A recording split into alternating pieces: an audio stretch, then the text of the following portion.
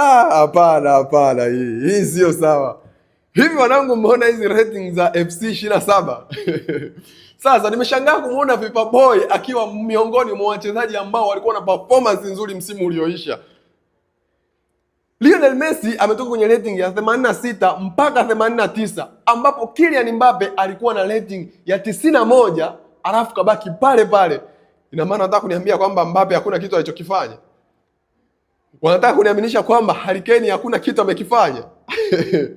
Ina maana wanataka kumaanisha kwamba Erling Haaland hakuna kitu amekifanya. Kwa hiyo Lionel Messi ndo mchezaji ambaye ameongezewa peke yake, hawa wengine hapana. Hawa jamaa wanataka kufanya wanataka kutuharibia game. Sasa hawa tumewatenganisha na FIFA, wametaka kwanza kutuharibia game hawa. Sasa haya ni mambo gani wanatufanyia jamani, sio wachezaji wa game? Sasa Cristiano Ronaldo hata hayupo, hatujui ana ngapi.